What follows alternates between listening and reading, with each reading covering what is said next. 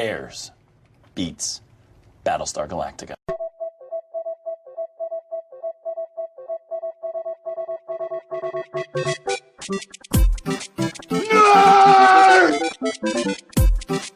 You really adopted the dark. I was born in it. Sounds like somebody's got a case of the Mondays. Bazinga. 2 in the box. Ready to go. We be fast. Maybe slow. Cool. Welcome to the Mt.Geekmore podcast, your favorite podcast where we like to talk, debate, and argue about your top 4, Mount Rushmore, if you will, of your favorite pop culture subjects. Today's pop culture subject is favorite or best cinematic coaches. We are going to go around the horn. I am Nary Science. With me, as usual, is Daniel DeBona. What's up, y'all? And then we got 2 newbies on the podcast today. We got Daniel's friend, Alex. What's up, guys? How you doing? And we got my dude, Toast, down here from Big 105's podcast and over show. How you doing, brother? I've literally had 60 seconds to think about this subject, so I'm fucked. Dude, it's first of all, you're right. And the funny backstory to the listener is we were supposed to have Luis Diaz on this episode. He completely forgot about it. He wasn't even home when it was time to record. Mind you, time to record was 20 minutes ago. It wasn't even like just now, like, oh, fuck, I give him an extra 20 fucking minutes and he's still not home, but whatever. So I called Toast and knowing that, that he's good with sports and movies. And here we are. It's Cinco de Mayo. We are recording on Cinco de Mayo. It's almost 9 o'clock in the evening. And it's fair to say that Toast, at least, is a little ahead of us in the drinking department right now. No, I'm drunk. All right. Fucking drunk. We're going to go around the horn. How did you guys make your selections? DeBona, let's start with you. How did you make your selections for this mountain? So, in the history of all the Rocky movies, a lot of people have been some sort of coach. So, hope y'all like Rocky. In all seriousness, I just pick movie coaches that I love. I'm going to be straight up with you. They are not all the best coaches. I went with coaches that I love and movies that I find to be really highly rewatchable. All right. Toast, how did you make your... So who are you taking? No. Well, we're gonna go around the horn. Right now, we're just going around explaining why we picked who we picked. How did we come up with our list?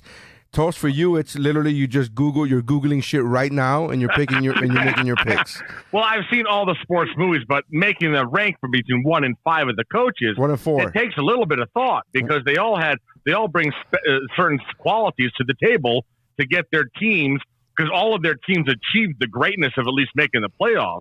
But they each took different paths to get there, to get the best out of their players. And that's what, in essence, makes a coach a coach. Right. Like a Pat Riley or a Don Shula. Rest in peace. R.I.P.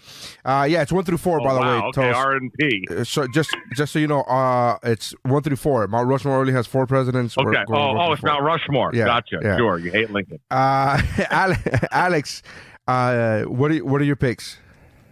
I'm sorry. Let me rephrase that. How did you come up with your picks? I'm sorry. I got you. I'm jumping the gun.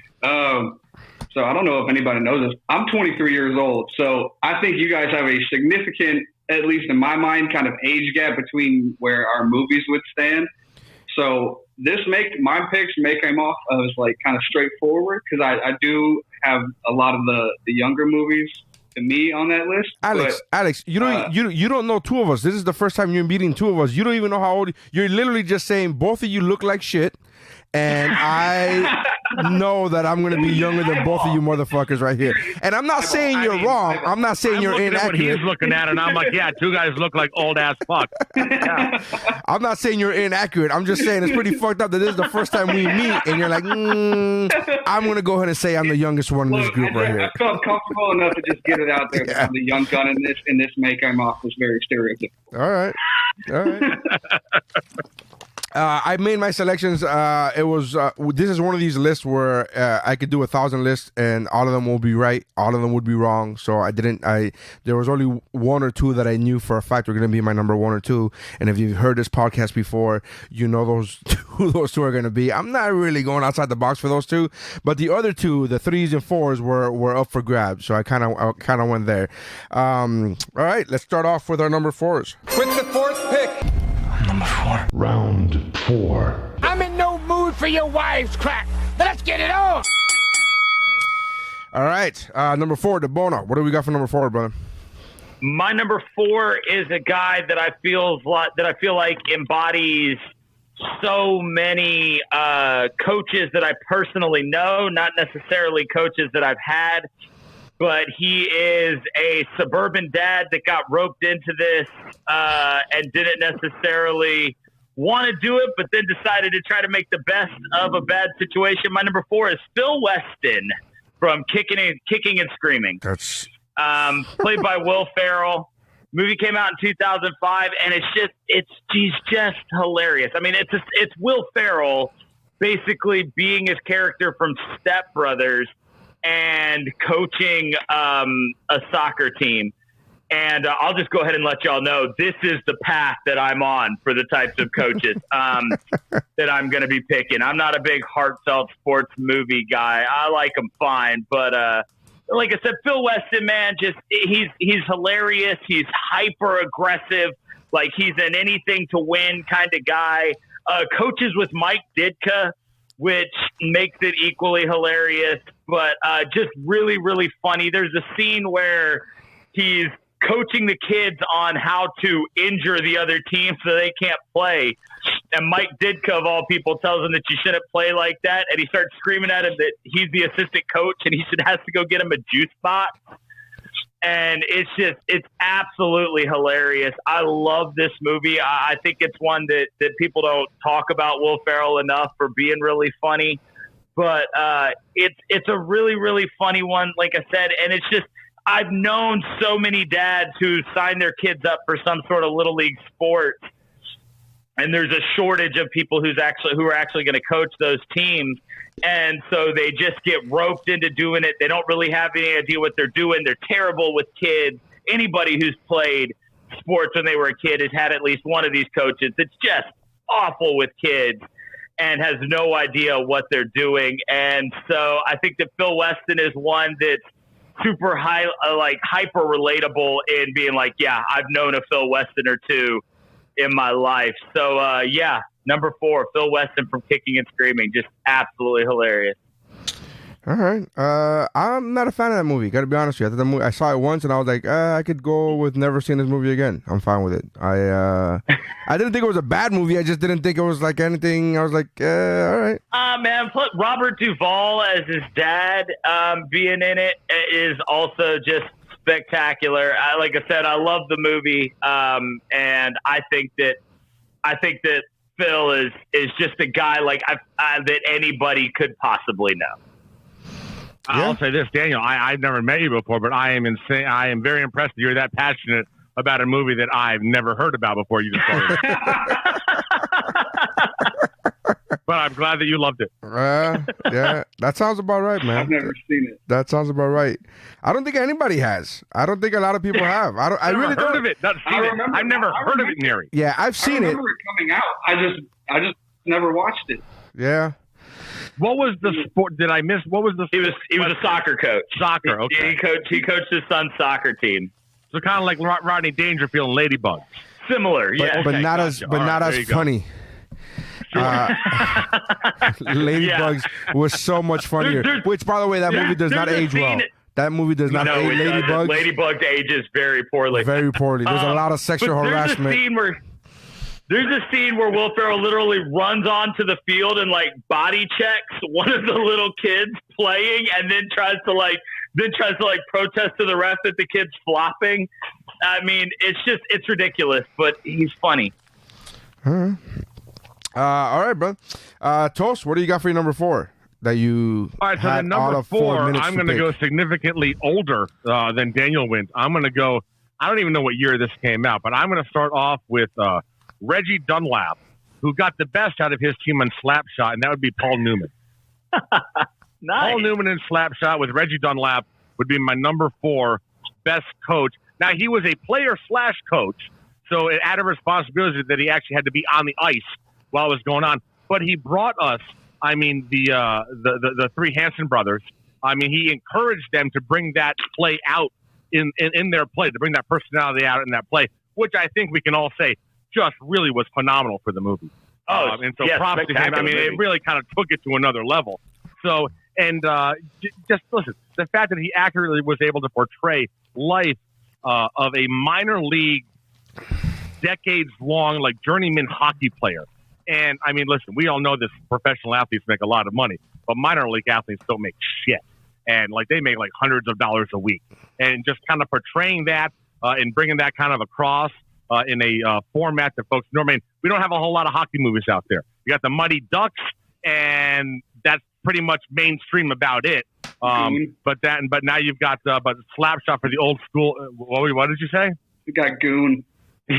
Well, God, I try to forget about that as often as I can, but thank you for bringing that up. But yeah, so I'm going to go with Paul Newman as my number 4, Reggie Dunlop from Slapshot. All right. You know what? I got to be honest with you, man. I was going to try to fake it and be like, yeah, it's great. I've never seen the movie. I know of the movie. Are you serious? I know of the movie. I have never got around to watching it.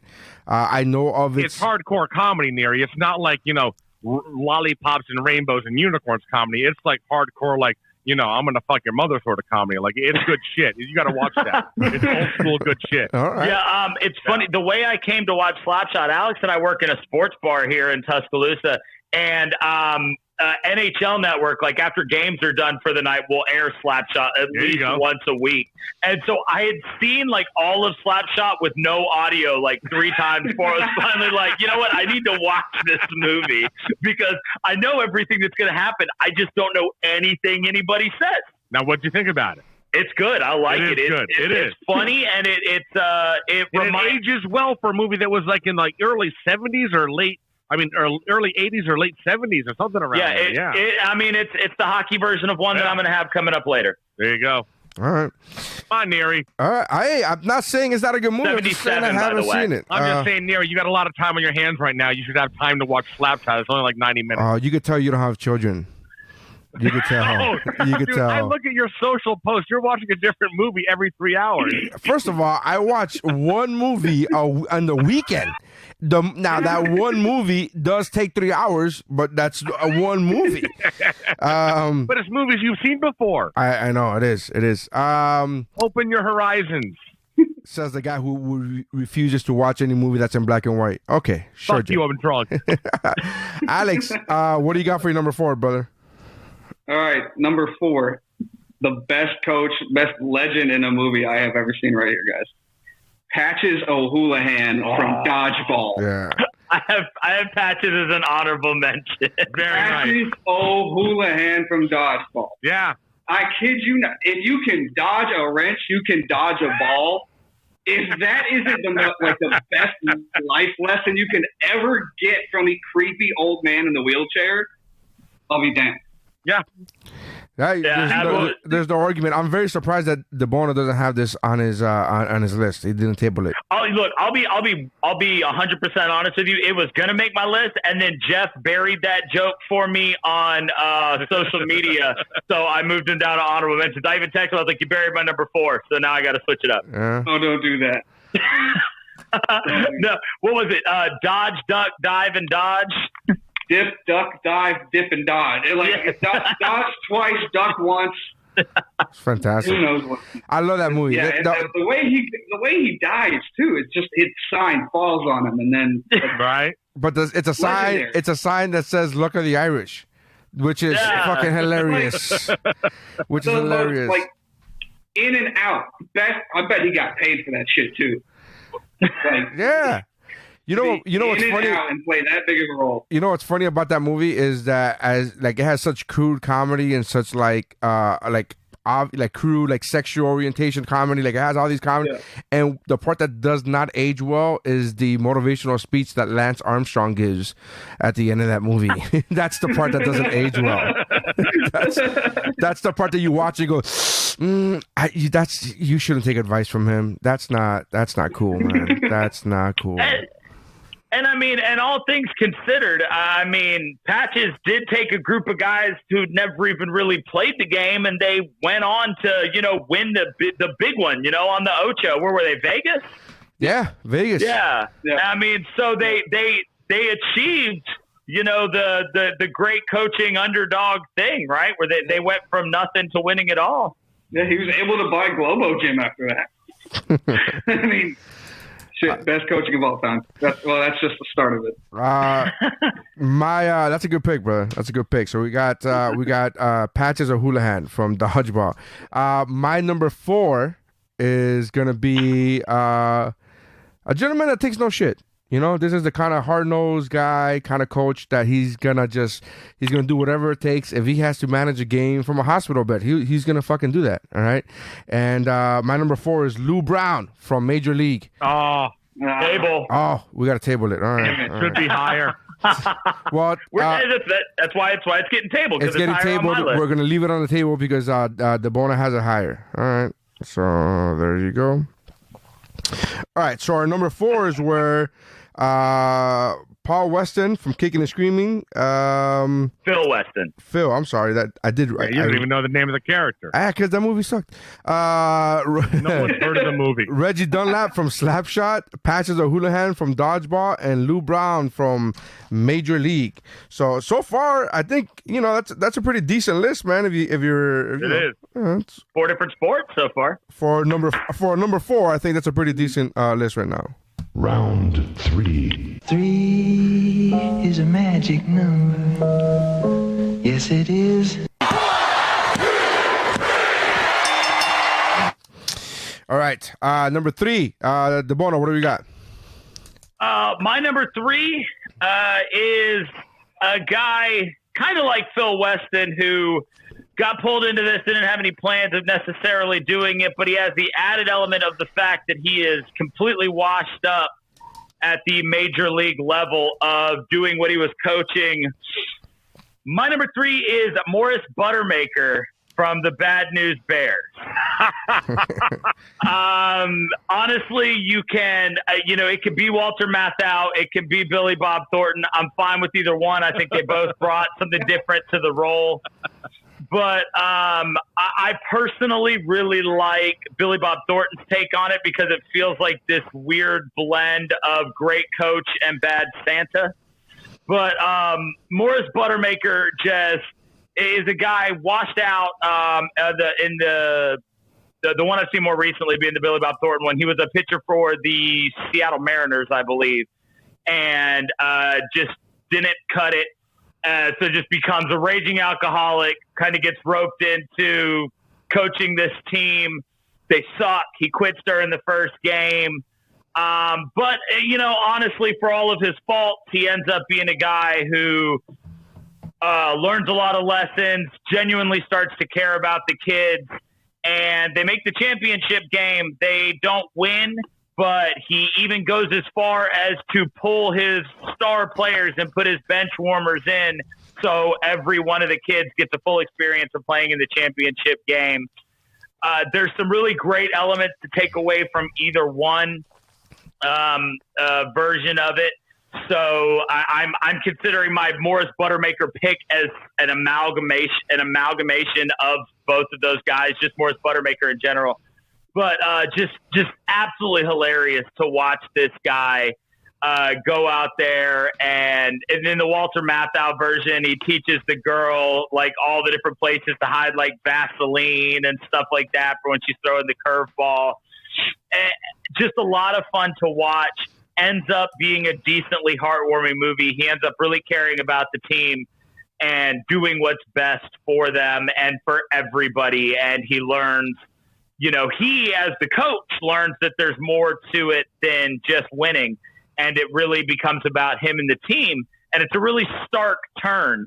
The parts of Morris Buttermaker that I like are equally the drunken asshole at the beginning and the guy who comes to terms with the fact that Little League ball's not the majors, and you're worried about kids. and it's something where Little League baseball is probably my favorite sport ever. Like I will watch the Little League World Series, playing Little League ball, coaching Little League ball. I know that it's absolutely Toast, yeah. Go ahead. Toast. You're looking at you had the same face that I had for a split second, but he lives in. Well, he's from Alabama. About his favorite thing being watching children, it just causes me to say, "Wow, that's odd." But here's the thing. Each his own. Daniel, Daniel and Alex are from Alabama, so they don't really have a lot of pro sports. Well, Judge Roy Moore, I got you. Hold on. Sure. I got you. I'm from North Carolina. He's rocking the NC hat, but it's where he lives right now. I just temporary. I love Little League ball, and I've known plenty of guys that I've had coaches that are essentially the beginning of the movie Morris Buttermaker. I've had coaches that hide beers like in the water cooler, like so they stay cold up there in the top. And it ends up being a really great thing to watch them end up caring about the kids and understanding the spirit of Little League baseball. So yes, while this is a comedic pick, Bad News Bears is a movie that I love because of the fact that it really does encompass by the end what the Little League experience should be about. All right, whatever. You threw everybody off when you said I love watching children. You're like, now everybody's like, I love Little League ball. To get over that. All right, Toast. What do you got for your number 3? So it's interesting as DeBone is talking about that, and I'm thinking, and he's describing his character. I'm like, oh my God, we just picked the same character at number 3, but we didn't. But then as he continues to talk about Bad News Bears, I'm thinking, oh my God, 20 years later, they wrote the exact same character as Butterworth, as Tom Hanks as Jimmy Dugan from League of Their Own. Yeah. I mean, he was the drunk. He was the star who was the washout, who was down on his luck, and Wrigley brought him in to be the head coach of this women's baseball team while the men were all fighting World War II. And it was a joke to him, and he gave us one of the great movie lines of all time. There's no crying in baseball. I mean, you could talk about great Mount Rushmore movie lines, and there's a chance that that's actually in the conversation, in my opinion, certainly from a sports standpoint. But, he was an amazing, listen, Tom Hanks is a fine actor, and Jimmy Dugan he played that role to a T. The drunken, washed-up superstar baseball player that had knee injuries and it forced him out, and he never achieved that level that he thought he would. So he turned to the bottle. He's given that reclamation project to take advantage of these women. Women, are you kidding me? Women playing baseball? There's no crying in baseball. And he takes them and Dottie and the whole crew. I just thought it's a great, resurrection tale of just an individual that's tortured. It's also a great sports movie because it talks about a real thing that happened that a lot of folks don't know about, and that is the Women's Professional Baseball League that actually occurred back in World War II. So I'm going to give Jimmy Dugan the fact that he cleaned his ass up and that he was able to deal with these menopausal women and went ahead and had them win in a league of their own, and now all the ladies hate me. This dude had to deal with Tank Girl. Yeah, I know, right? He had to deal with Rosie O'Donnell. I mean, holy shit, are you kidding me? Dude, Wait, that is a tough managerial job. That is a very brutal 25 women bench. I thought Rosie was Tank Girl. Are we talking about somebody else? Well, there you go. No, she was not, but she could have been, yes. She was built like one. Oh, shit. What a dick. That's fucked up. No. All right. Listen, man, I got to be honest with you. I love this movie a lot. The reason I didn't pick Jimmy, he's in my honorable mentions, is because he was a shitty coach for half the season. You can't come alive. You can't come alive for half the second half of the season. That was a reclamation project. He was in the bottle for half the season. Hey, I get you. I'm not saying that he could coach, and he got better. And it was he looked himself in the mirror and he improved himself. I'm not saying he wasn't. I'm not saying it wasn't a great story, and I'm not saying it wasn't a great movie and it made for a compelling viewers. I get it. I'm just talking about from a pure coach standpoint. You can't coach. You can't coach the second half of the season when your star player has been the one coaching. Is what counts. Better that I coached the second half than the first half. They ended up winning, Neary. They won. Yes, how are you going to take a shot because of Dottie? True enough. They won because of Dottie. How many baseball teams and NBA teams go on hot streaks after the All-Star break? The Florida Marlins of 2003 went on a crazy hot streak from like the third month in. They had the best record in baseball after having one of the worst. I mean, come on. But you here. know why? But you know what the difference is? That Jack McKinnon wasn't a fucking fallout drunk the first half of the season. That didn't. Can I That tell you didn't how you know that for sure? You know that it was Jack McKeon. I am so impressed that you actually knew that. Holy shit! I'm a Marlins fan. I bow to your knowledge. I'm an actual Marlins fan. If you would have asked me, I know 3 coaches in baseball at that time, and one of them is Jack McKinnon. And we got Bobby in Atlanta, and then Joe Torre in New York. That's it. Anybody else? I don't know who the fuck. Bobby Cox. That's it. That's it. I'm done.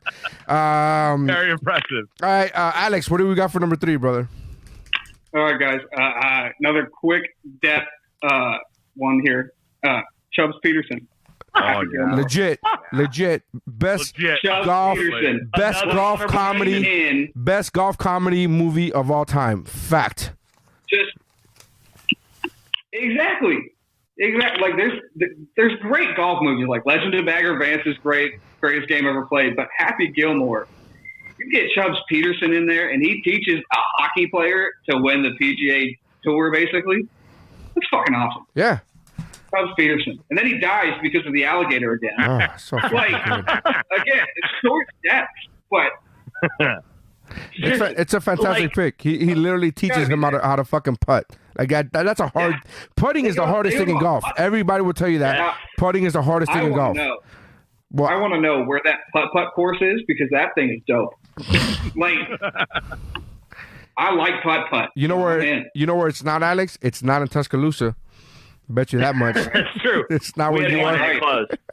We had one? Before you were here, yeah. Then you came and they're like, shut it down. Chubbs Peterson, man. That's a fantastic pick. I had Chubbs as an honorable mention, like the full circle of his death because of the alligator hand. The fact that like great coaching is recognizing what somebody is good at and capitalizing on that. So getting the putter that looks like the hockey stick, like that makes him an amazing coach. That was huge. Absolutely. That's great coaching right there. Fantastic. Good pick. All right, my number 3 is a role by one of the most iconic actors of all time. One of the most. This guy has earned praise. He has. It's one of Gene Hackman. We all know is one of the greatest actors of all time. So to say that he's been a coach in a movie and me not put him on this list, it would be a fucking crying shame. So my number 3 is Jimmy McGinney from The Replacements. Oh, I thought you were going to go. I thought you were going somewhere else with it. I was going Hoosiers with that. I know you were. I know you were, but I went with the better movie. So I went Jimmy McGinney. Oh, well, I'm not going to argue that. Jimmy McGinty and The Replacements. No lie detected. Look, I'll tell you right now, dude. That's my number 2. That's my number 2. Which one? Oh, so we need to table it. Jimmy McGinty. Yeah, we got to table it. Oh, we'll table it.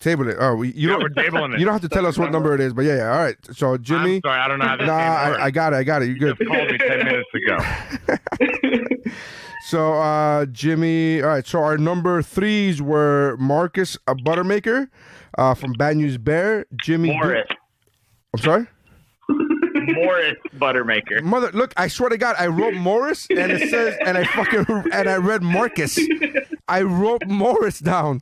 All right, Morris Buttermaker from Bad News Bear, Jimmy Dugan from League of Their Own, Chubbs Peterson from Happy Gilmore, and Jimmy McGinney from The Replacements. All right. Round 2. Dose, the sequel to Uno. All right, number 2. What do we got? Brother? My number 2 was a guy that I thought was going to end up. I thought he was going to be my number 1, but when I really went through kind of his history as a coach, I realized that not everyone he coached turned out to be so great. As a matter of fact, at least one of them turned out to be outwardly awful and caused a lot of people a lot of pain. And so I had to bump him down to number 2. But my number 2 is Yoda. Yoda, not a coach in the typical athletic realm, but Yoda, very much a coach in the fact that there are multiple Jedi that he taught to be Jedi masters. He taught them their craft. I mean, he coached them in how to do it. He is a life coach. I mean, he's out here handing out lessons on how to live your life. You know, and wow. You can't be into revenge. Revenge leads to hate. Hate's the path to the dark side. I mean, these are valuable life lessons. These are the things that you're looking to get from a coach, especially when you're young and you're getting started into something as huge as being a Jedi. Like I said, I had to bump him down to number 2 because Count Dooku, of course, was somebody that Yoda coached, and he ended up just being outwardly evil. So, you know, he can't be number 1 when you've got somebody that you coach who just completely is terrible like that.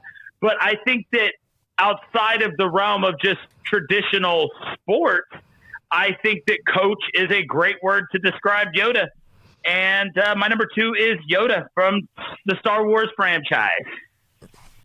Toast. Go ahead, Neri. No, Toast had his hand up. I didn't want to. I didn't want to. I mean, listen. I understand where you're going with that, and I'm a huge fan of Star Wars, but there is nothing sports about what Yoda did. He's not a fucking coach in any sort of way. He's a Jedi Master, which is more of an apprentice to an apprentice sort of a deal. It's not a coach in any way, and I don't even think that falls into what we're talking about. I'm sorry.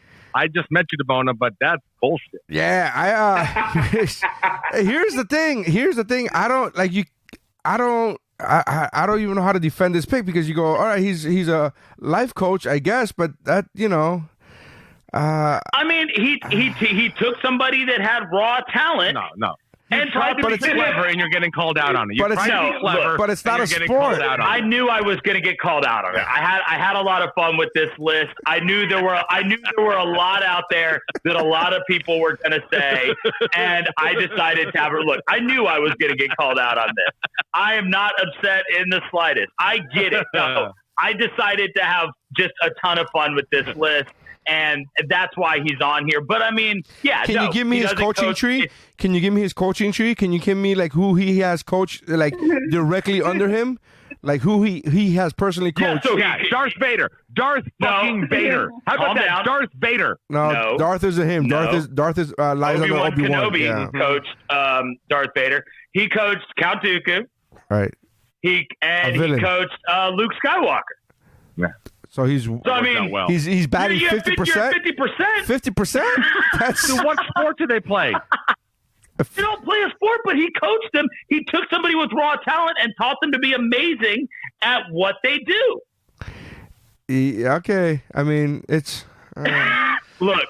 I know. I get it, right? I like I said, I decided to have some fun with this one because, honest to God, the reason that my list shook out the way it did is I enjoy the occasional super motivational sports movie. I do. There's a ton of people that I made a list of that I could have gone with instead of the ones I went with, and because nobody's argued your other picks. Nobody's argued your other two picks. Nobody's even talked about you. You picked Will Smith's worst movie, and nobody said shit. We are like, all right, cool, and we moved on. And this time you went and you put him at number 2. Like if you would have put him at number 4, you're like, all right, fuck it, that's our waste pick. But you're like, all right. It built the joke to save him till number 2. All right. Number 2, because it's a shit pick. All right. Toast, what do we got for number 2, brother? Well, my number 2 was the same as your number 3, so we have to defend that. That was the Jimmy McGinty. Jimmy McGinty, yeah. Fantastic job. No, you talk about it. Go ahead. You had it higher in your list, so you go ahead and talk about it. So basically, I mean, listen, you're talking about a washed-up coach who had a run-in with a star athlete, and he ended up, in this day and age, he ended up being the loser, because you're going to stay with the guy that you're paying all the millions of dollars to. The NFL ends up going on strike. You bring him back in. I forgot the owner's name, but he's at the last legs of his career, and he wants to get one last winner in, and so he brings in Jimmy McGinty, who takes a collection of literally, strip club bouncers and other sort of just delinquents that have never made anything when it comes to football outside of college, and he brings them together They end up getting arrested. He's got the 7-Up guy in that freaking goddamn movie, and Orlando Jones. Yeah, Orlando Jones, and which is probably possibly the best role he's ever had. And he brings them all together, and they end up going ahead and making the playoffs as a scrub team. I mean, tipping over Keanu's pickup truck in the parking lot. Jimmy McGinty, just talking about bringing just 53 individuals from complete separate walks of life. I mean, a gambler, a friggin' bookie, this and that, and bring a convict, bringing them together to win the division and make the NFL playoffs was just an amazing coaching job in my mind. He brought in John Favreau when he wasn't fat, which is I think is a high. Get me the ball. Get me the ball, Neary. Get me the ball. I got you the ball, Coach. I got you the ball. I love that. You know, that was one of my favorite scenes is during halftime when they have the NFL's MVP back and they're losing, and he says, "What do you need to win this game?" And he says, "More heart, miles and miles of heart." I was like, yeah. You can't overestimate. You can't overstate the role that John Madden and Pat Summerall. It was the last movie they did together as an NFL announcing combination. And I mean, for those of you that are young and don't realize, for the better part of 20 years, they were the A team for CBS Sports NFL broadcast on Sunday afternoon. And the fact that you had them as a part of this, and just them talking about what's happening in the huddle as it's happening, was it put it over the top for me in terms of both comedic. Now, granted, I will give you, when it comes to editing in a sports movie, it's one of the worst edited sports movies of all time. I mean, there are inconsistencies in between first down and second down that never should have gotten past the editing room, but they did. So you have to go ahead and just love it for the characters, and the characters in this movie are so phenomenal that in my mind, I'm willing to overlook the sports inaccuracies, which normally are a big deal in a sports movie for me. But if Replacements has so many inaccuracies that you have to just overlook those and just enjoy them for the pure character. Keanu Reeves, Gene Hackman, two of the greats. And it was a wonderful, wonderful movie, in my opinion. Yeah, I agree, man. I totally agree. Gene Hackman at his finest. If you would have retired after that movie and not after Welcome to Mooseport, it would have been a lot better in my opinion. So the fact that you remember that drives him crazy. I'm sure. Yeah, I think everybody does. Like if I were him, I would just come back for one more, just to not have that as my last fucking movie. Just come back for one more. I know. And I feel bad for Ray Romano. Like, he's responsible for that. He's responsible for having that as his last movie. That's on him. That's on fucking him. At least Ray Romano was able to come back with The Irishman and have some sort of a respectable follow-up. Gene Hackman's fuck. He's too old. He's screwed. Don't you think he could have? That movie's about old people. Don't you think Ray Romano could have fucking thrown him a bone? Hey, Marty, I got a friend that I owe a favor to because I kind of fucked his career over at the end there. Anyways, Jimmy McGinty, man, The Replacements. I dig it. That was my number 3. That's Toast's number 2. Alex, what do we got, brother? What's your number 2? Number 2. I'm getting a little bit more serious right now, but this guy's still pretty fucking ballsy. I went Herb Brooks from Miracle. Oh, that's yeah. Herb Brooks from Miracle. Nice. You look at his whole body of work. So let's start with the tryouts. He holds tryouts for one day. They were supposed to hold him for a week, and he just nope, fuck it. One day, I know my team. Screw the entire U.S. Olympic Committee over. Ballsy. Then, just a hell of a coach. You look at what he did after their scrimmage against Sweden or Switzerland or whatever before their match against Russia. He made them run back and forth. And the whole mental thing that he got going with the whole team the entire time was just amazing to me. It's Herb Brooks. Yeah. The speech before the Russia game. There it is. Yeah, that's what it's about. That monologue. It's 9 times out of 10. You were born for this. But not this one.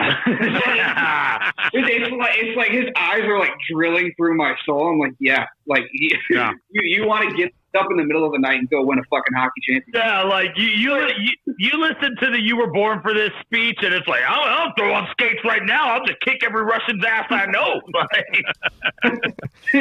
The boner, you can't speak that way about our president.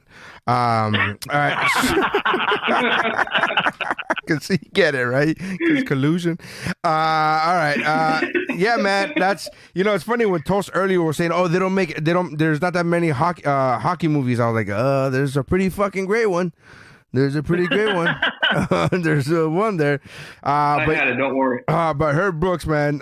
Is it Brooks or Brooks? Brooks. Yeah, Herb Brooks. From Miracle. Fantastic. Almost made my list. If it wasn't for the fact that I really wanted to split it in between heartfelt, serious picks and then a lighter tone. That's the reason why Herb Brooks did not make my list, but that's a fantastic pick. All right, my number 2 should be the only surprise here is not the franchise, but the person I chose. So if anybody's met me for more than 10 minutes, you would know that there was going to be somebody from a Rocky movie of some sorts in this list. However, most people would think that I would go with Mickey. Not saying anything about Mickey. Not knocking him. All right? All I'm saying is the one I went with is Rocky Balboa himself. All right? See, I actually had pegged that you were going to put Apollo from Rocky 3 in there, not Rocky himself. No, because Apollo trained, even though he trained Rocky and he did a fantastic job, nobody's debating that. Rocky was already a champion when he got to him. So all he did was rebuild somebody who was already a champion. What Rocky Balboa did is got not one, but 2 no-namers off the fucking street, and he built them up from the ground floor to become heavyweight champions in their sport. So he got, not only did he get fucking Adonis Creed in Creed 1 and 2, but he also got Tommy the Machine motherfucking Gun. The Machine Gun. And he built him up out of fucking nothing. Out of nothing. You gotta get, you don't have a place to stay? I'll give you a fucking cot. Here we go. And then just build him up, got him a heavyweight championship, also got Adonis Creed a championship. So to me, he's 2 for 2. None of his apprentice ever killed millions of people and were completely dark. So that's a positive, right? He's not like doing that. He did end up. However, much like Yoda, he did have to take to the streets to kick Tommy Gunn's ass. He did, like Yoda had to do to Dooku. A lot of people talk shit about Rocky 5, and granted, it's not. It's definitely not as good as the other movies in the series. I'm not saying that, but that fucking fight, you knock him down. Why are you trying to knock me down? Fucking, oh my God, I lose my shit. So that's it. That's my pick. Is Rocky Balboa, and I put Creed 1 and 2, but he was also a coach in Rocky 5. That's a great pick, man. And it's what makes the Rocky pick really cool is if you're a fan of that franchise, you watched him go from trainee to trainer, and you see the whole process, and so it makes it even more heartfelt to watch him take these guys, like Tommy Gunn, who started off with nothing, like he was, and put him through that and turn him into something. I like that pick a lot, man. All right, so that's my pick, brother. We got honorable mentions. I'm gonna go through it real quick on my social media. Sorry about that. I've got your Facebook page pulled up if you need it. No, that's fine. I got it. Mike Mercadal puts in no particular order: Gordon Bombay from Mighty Ducks, Tony D'Amato from Any Given Sunday, Bud Kilmer from Varsity Blues, and Gus Centrell from Major League Back to the Minors. I have a real. I don't know if any of you guys have this pick, and if you do, just don't mention it as your number 1. But Bud Kilmer from Varsity Blues, John Voight's character, is an awful fucking coach. Oh, he's awful. Oh, well, he's an awful human. No. Well, he's an awful human being. No, high school coaches do not inject their players with shit and put them out on the field to fucking have, to get injured more. Your lineman Texas, just had a fucking concussion. Texas. Your lineman just had a concussion. You're going to put him back in? And then the Hall of Fame's based on wins and losses, bro. I guess there's no concussions in football, I guess. All right, and let me see here. I'm sorry about that. Then we had who do we have? David Ulloa picked. Who did he pick? Shit, it went on. All right, Danny O'Shea from the Little Giants. Mr. Miyagi from The Karate Kid, Mickey Goldmill from Rocky, and his number 1 was Jimmy Dugan from A League of Their Own. Jeff Mercancini had from 4 to 1 had Patches O'Houlihan from Dodgeball, Eddie Franklin from Eddie. Tosh, you remember that movie Eddie? Nope. With I don't know if I know the movie Eddie either. Yeah, you do. It's the one with Whoopi. That's the ski jump guy, right? No, Eddie the Eagle. No. That's a way better movie than the actual movie that he picked. It's Eddie, Whoopi Goldberg Eddie, where she coaches the New York Knicks. Oh, God, I never saw that one. Yeah. She won a chance to coach the Knicks for one day. She was up in the stands, and then she won, and then she did such a good job. The Knicks sucked in this movie like they do in real life. The Knicks sucked. Back when she was dating Ted Danson, he did blackface? Yeah. Nice. Yeah, it was right around that time. And then Billy Haywood from a league, Little Big League, and Gordon Bombay from the Mighty Ducks. John Evans picked Jimmy Dugan from A League of Their Own, Mr. Miyagi from Karate Kid, Chubbs Peterson from Happy Gilmore, and Bobby Finstock from Teen Wolf. Dave Siegel picked from 4 to 1, Reggie from Slapshot, Marley from Wildcats, Buttermaker from Bad News Bear, and Bobby Finstock from Teen Wolf. So, dude, I got to throw props out to the Molly from Wildcats. Yeah. Pick. I didn't even register for me, but dude, that is an awesome movie. Wildcats. Alex has never heard of it. Alex has never heard of it.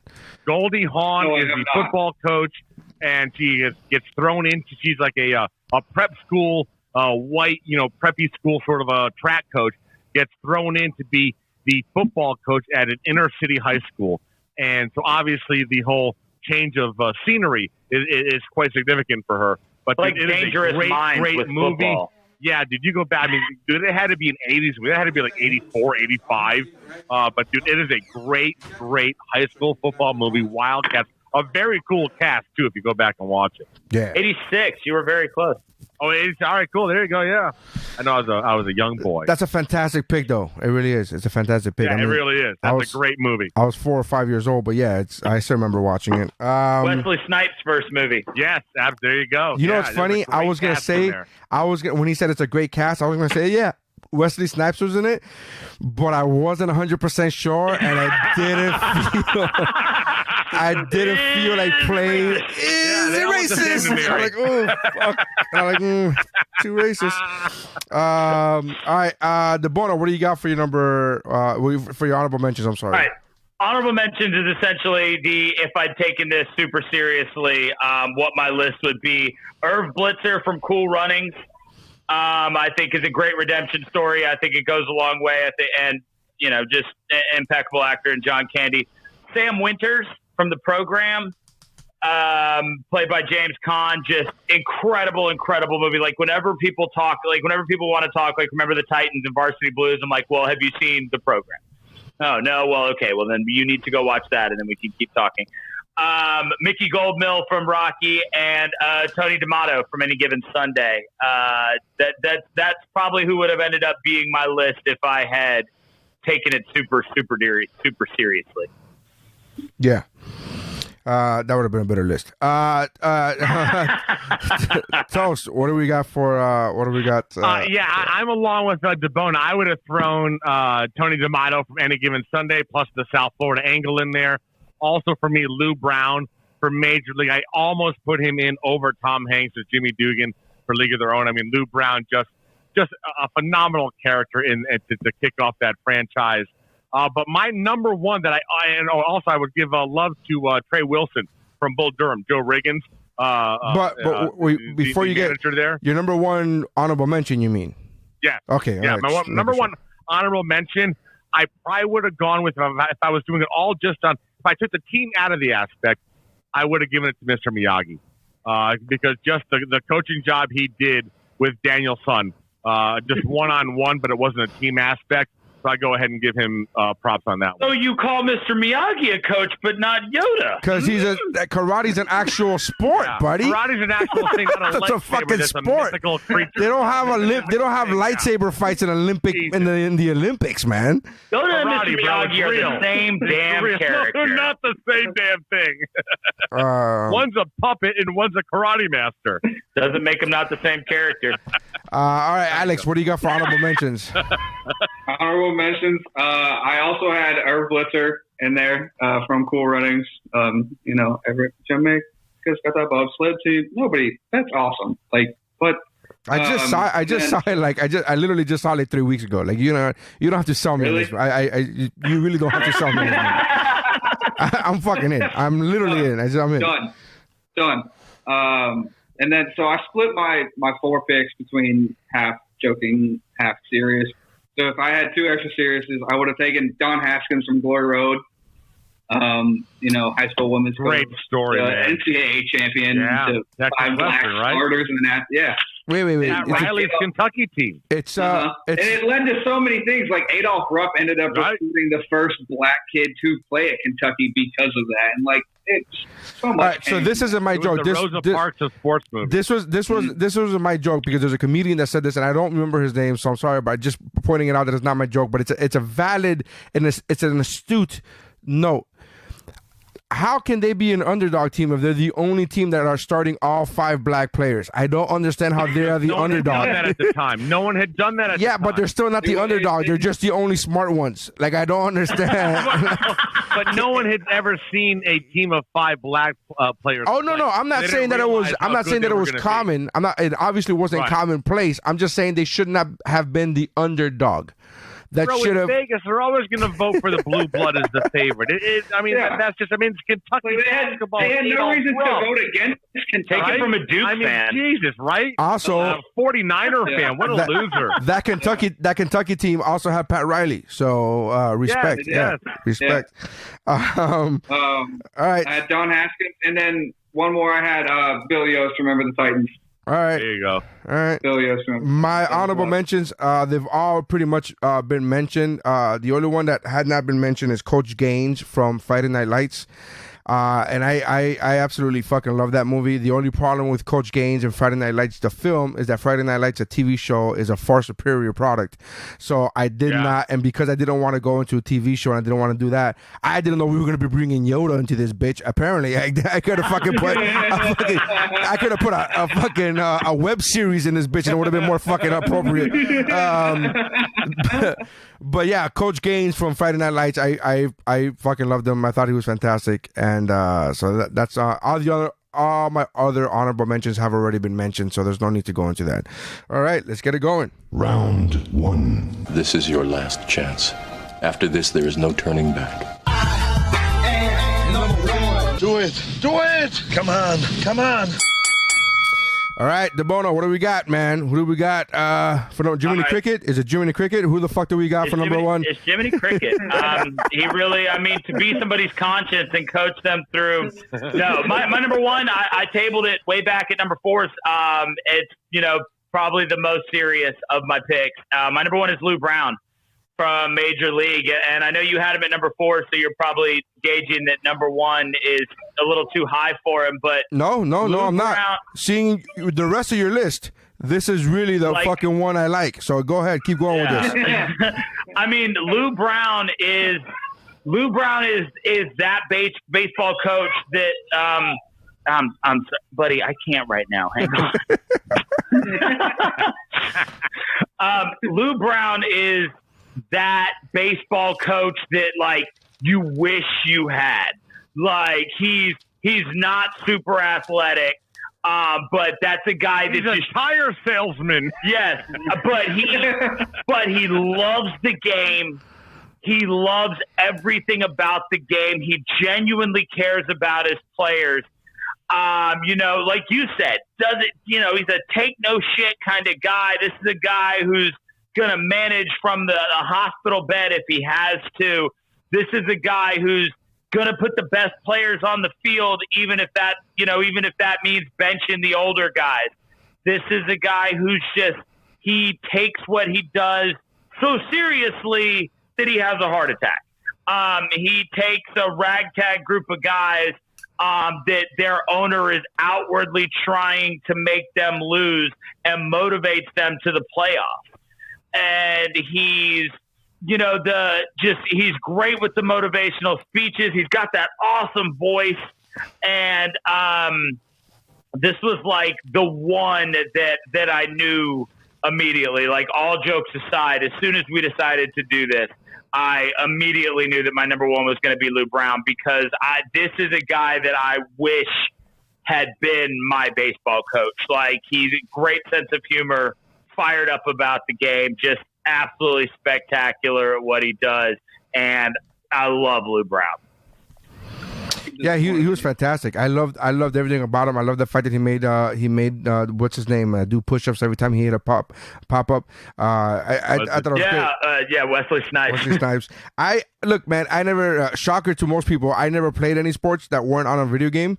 So I never played any sports for an actual organized team. Like, I played basketball every day of my life when I was a kid for like fucking 15 years. But I never played for an actual team. But watching these coaches, you go, fuck, I wish I would have been in the locker room. I don't know how realistic any of this shit is, or how not realistic any of these movies are when it comes to the coaching in the locker room atmosphere. But I know, watching Lou Brown, I'm like, yeah, he gives no shits. He gives it to you straight. I love the fact that was, I've always responded well to people like that. I'm gonna just be honest with you and just tell you the fucking truth. And I love Lou Brown, man. So you don't gotta sell me on that. Well, go ahead and fuck him. I would, sure, but he's passed on. I don't even know if that has he? I don't even know if he has. Yeah, he did. He passed on. Yeah. All right. Well, you're an asshole. All right. So, Toast, what do we got for our number one, brother? So yeah, I mean, a couple of you guys have mentioned him earlier than number one, number two, I believe, but I don't understand how this is even debatable. The number one answer for top coach in a sports movie is Irv Blitzer from Cool Runnings. I mean, John Candy legitimately took 4 guys from Jamaica that had never seen snow, and he actually had them become competitive in the Winter Olympics in bobsledding. And just so going from not knowing anything about a sport to actually being competitive in it over the course of 90 minutes of a movie, I don't understand the fact that it's based on a true story. I don't understand how Irv Blitzer isn't just going ahead and looking at all of you and just crapping on your faces and saying, are you fucking kidding me? And no offense to DeBona, but what the fuck is with the wallpaper in the room that you're in right now? Because goddamn, bro, it's been an hour and I can't handle it anymore. It's the wallpaper that was in my kitchen when I bought the house, man. And the kitchen is just falling farther and farther down the list of renovations. You know what? To be honest with you, in all fairness, I've thought that myself for weeks now, and I was like, look, you know what it looks like? It looks like it would be like Pam and Jim's house, where there's a clown painting that won't come off. It looks like that's what. I figured he was in the bathroom right now. I figured you're in the bathroom. It's my kitchen, and not only have you brought it up, but it's been brought up on the podcast, and I host a virtual trivia night right now, and they've brought it up too. Well, there you go. Sorry about that. Taking it down. All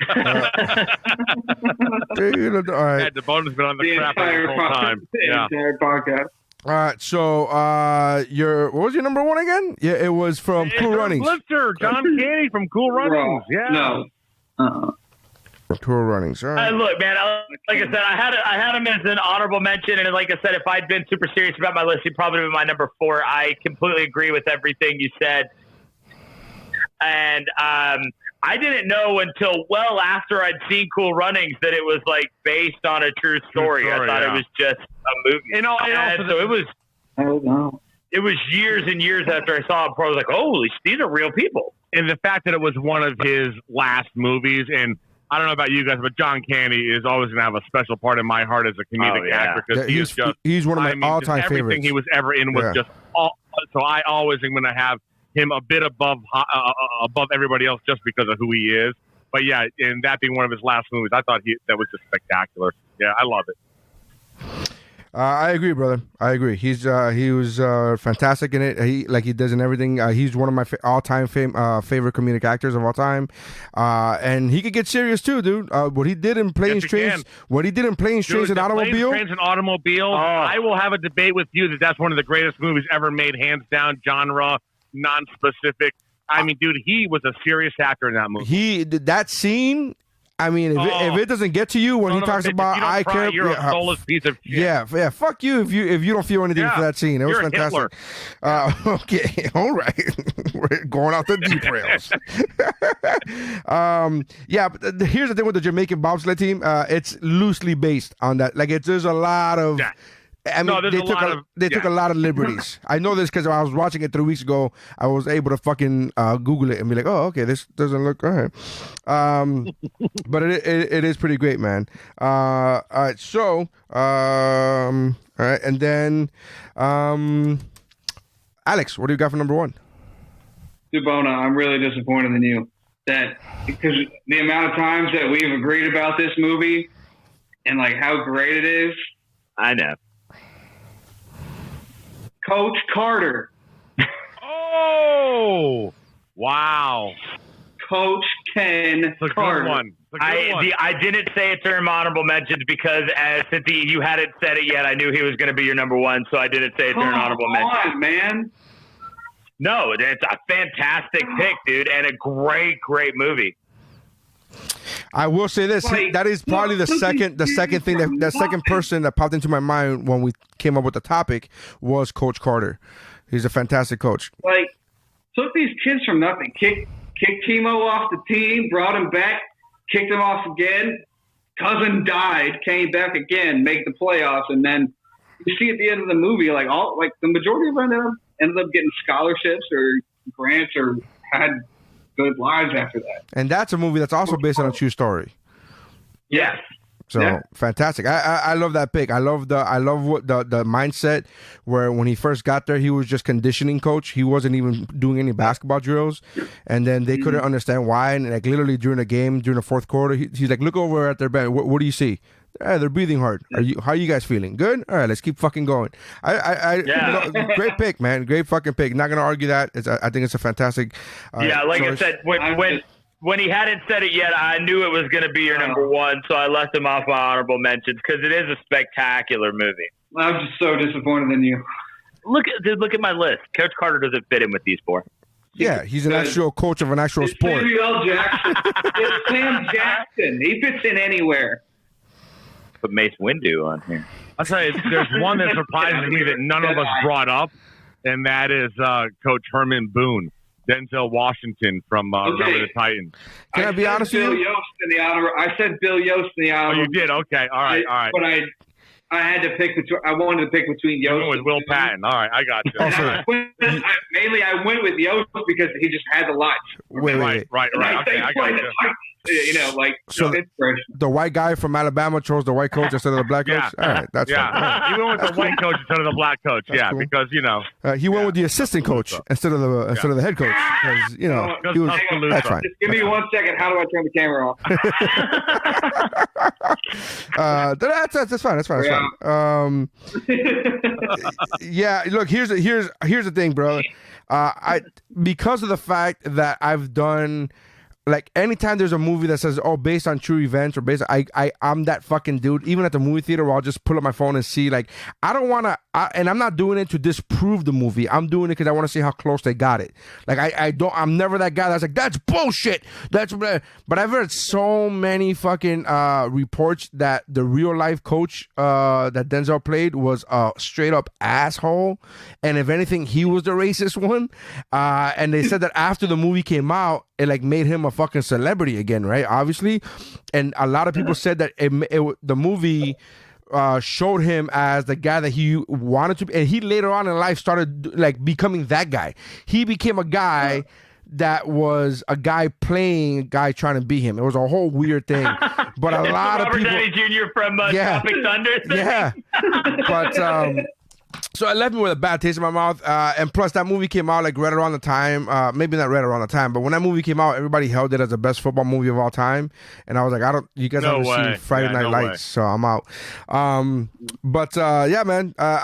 Coach Carter, fantastic pick. Love the pick. I think it was awesome. My number one is somebody who is not only did he coach, not only was he a coach in an actual sport, but he was also a life coach and taught life lessons to his pupils. So my number one is Mr. Miyagi from the Karate Kid. Anybody who could teach you karate, from learning how to sweep with a fucking broomstick, or learning how to fucking defend yourself by painting the fence or fucking waxing the floor. Fuck yeah. Or stacking rocks and making them balance. It sounds like your pick is also Yoda. No, my pick is Mr. Miyagi that coaches in a fucking actual sport for competitive reasons, right? And in part 2, for life reasons, because it was life and death in part 2. Yeah, actual sport, brother. Actual sport. He's an actual coach. Surprising coming from the only one of the four of us that I know for a fact has watched Cobra Kai. Yeah. Oh, fuck. You haven't watched Cobra Kai yet? Dude picked it on his best streaming series. That's episode. Right. We did an episode about best streaming series, and it was my fucking number one with a bullet. I don't give a fuck. I love Cobra Kai. There you go. It's not in black and white. Why don't you watch Cobra Kai? I don't understand, Toast. Why don't you fucking watch it? Why am I going to do Cobra Kai? Give me a break. It's fucking I'm not going to watch a Karate Kid remake. Why not? It's not a remake. It's a fucking sequel. If anything, it's not as good as it was. Give me a break. But you haven't seen it, so I mean that's dumb to say that. I could go ahead and say by the lack of awards that it's won, that it's not as good as the original. But it's a YouTube show, so it's not going to win any fucking thing. But it still hasn't won like any sort of Emmy awards or whatever. Yeah, whatever the fuck they give for YouTube. Tubies, I don't know. It won a bunch of Tubies. A bunch of Tubies. Yeah. Good. So Mr. Miyagi from the Karate Kid is my number one. So we only did we have one or two duplicates? I think Lou Brown might have. No, wait.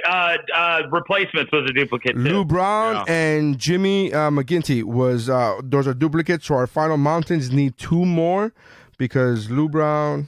I'll write this down. So we need two more. We got Herb Brooks from Miracle, Rocky Balboa. What else? Chubbs Peterson, Jimmy Dugan. Morris Buttermaker. I said it right this time. Morris Buttermaker. Who else? Patches O'Houlihan and Phil Weston and Reggie Dunlap. So who do you guys? Anybody want to make an argument? I think if we split the difference on comedic and super serious picks with the end game here, Patches O'Houlihan was on a list on a couple of web lists, my honorable mentions list. I had it for. So if we wanted to have I guess Lou Brown is for Major League, so that's a comedic one. Honestly, if I'm going to pick one off somebody else's list that I think should make the final mountain, it's the coach from Miracle. I think that's just a stellar pick, and like we said, that 9 times out of 10 monologue. You want to run through a wall after you hear that thing. I'm good with that one making the final. I don't like the fact that one's like based on like such a real story. I like the fact that you got some fiction in some of these. I mean, Herb Brooks. Yeah, he couldn't cut it in the NHL though. Yeah, it's like Jimmy. It's like Jimmy from League of Their Own. I like that pick because it's like girls playing baseball. That's not real. So I wanna. I'd rather be on. Rocky as a coach. I don't think you can have a top four and not have Mickey be a part of it. Mickey who? From Rocky. But who's he wasn't on anybody's list. He wasn't on anybody's list. Honorable mentions don't count. He wasn't on honorable mentions. He's the reason that Rocky knows everything that he knows. He wasn't on anybody's list. He gotta be. It's his fault. It's your fault for being asshole. We did see Rocky train. You didn't put him on your list either, big guy. Don't put this on me. You had four. You had if he was on your list, we'd be like, all right, that's a good people. Don't go blaming it on me. Yeah. I know you want everyone to die. Yoda's on my list. He's 500 years old. Yeah. I mean, Toast. If you had plenty of time to pick him. I don't understand why you could have put him on your because list. he happens to be number 2 on the Google list that I pulled up in front of me, and no one picked him. Nobody. Rocky, I think, is a solid pick. Watching him go from being the nothing kid to raising 2 nothing kids to champs. So I think that seeing his whole story gives him an advantage over a lot of people because we've been exposed to Rocky the coach over 3 movies and Rocky the character over 8 movies, right? Right. 5, 6, 7 so far. No, 5. 8. Rocky Balboa and 2 Creed movies. Yeah. 8. So Rocky, I don't think is a Rocky terrible lost choice. a lot of those movies to be in the top 4. But I think I think He didn't lose any make the final. as a coach. Rocky did not lose anything. Not talking about just as his career. He's not an undefeated heavyweight fighter. Wow, he lost 13 matches because he lost 13 matches as a fucking heavyweight. As a heavyweight. Some of us nearly expect perfection in our coaches. Some of us just look for mediocrity. That's you. That's me. That's the difference. You literally said Jimmy Dugan was shit the first half of the season, and that's 50% of his coaching career. Project, Gary. He found himself. He looked in the mirror. He realized that he was an imperfect human being, and he became better. 50% of his career was shit. He was running around the dugout And you're giving- and had all this optimism in his eyes. He said, "You know what? It's okay to cry in baseball." Rocky got cancer and beat it, sir. And beat it. Still coach the championship. Yeah, but his wife hates him. She's dead. His wife is dead, sir. You speaking? Yeah, but she hated him before she died. No, she didn't. Lost her. No, yes, she didn't. She absolutely did. And her brother, fucking him too. I mean, come on. Her brother's only employed an alcoholic because he's of a Rocky. goddamn criminal. I say we go with Rocky and Patches O'Houlihan. Oh, stop it. All right. Anybody have any? I second the Rocky pick, not just because it's my pick, but I legitimately think it's a great pick. Patches. Patches. You have a problem? Toast. Anybody else want a second Patches or Houlihan? Sure.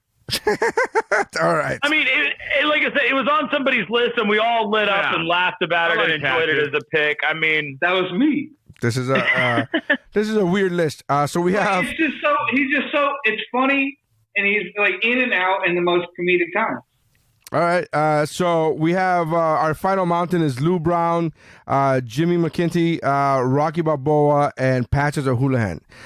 Which this is one of the goofiest final lists ever. That's awful. Can I just tell you that I was one pick away from having a perfect mountain?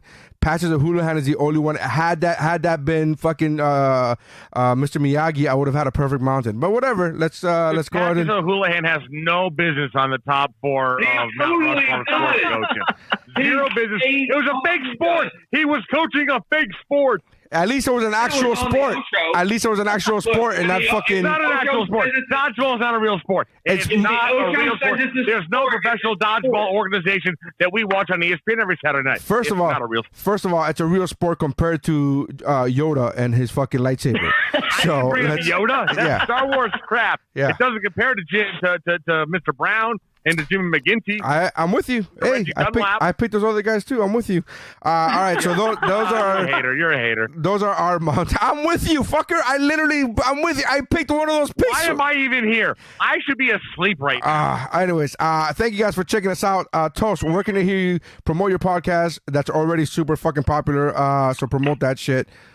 Yes, you can search Paul Castronovo Show or Orange Bowl Boys. You can hear me. The Orange Bowl Boys is a fucking dope ass podcast. I'm not a college football fan, but I love hearing Toast and his fucking 2 friends talk. It's real talk. In all honesty, it's a sports podcast about, centered around the University of Miami, the Hurricanes. But they, especially Toast, does not play fucking favorites. If they suck, he is one to fucking say they fucking suck, and he goes off on fucking the deep end about how bad their coaching is being or how bad the receivers are being. And I fucking love that there's no, as much of as a homer as he is, because he went to the University of Miami, he is still fucking brutally honest. Next time, Neary, next time I swallow. All right, so he's you got to check them out. Orange Bowl Boys, the OBB podcast. Check them out; they're fantastic. Check out Debona on the other. What you got? On What You Got, you got What You Got podcast, which is available on the Geek Bro Network, which is geekbro.net. Check that out. Alex, where you do the trivia with Debona? No, not really. You can find. He just go promote his Instagram. I play trivia with Debona, but that's not really it. Well, that's what I mean. You can find me on Instagram at Alex from Houndstooth. We're at Houndstooth Sports Bar. I run the Houndstooth Instagram. If you want to find us, it's Houndstooth C-Town on Instagram. Currently a master's student, University of Alabama, graduating in December. Somebody hire me. I got an undergrad in communication studies and the master's in sports business management. Smart as hell. Give me a shot. Just not reflected by your picks. So thank you guys for checking us out. Make sure to go to Geek Bro. Make sure to go to geekbro.net. Ocho would be glad to have me. Make sure to go to geekbro.net. Check out the other podcasts on the Geek Bro Network, including Pero Let Me Tell You, What's Up, Bro, The Layer, and Childlike at Best with Mike Valdez. You guys are doing great. That's how lists are made.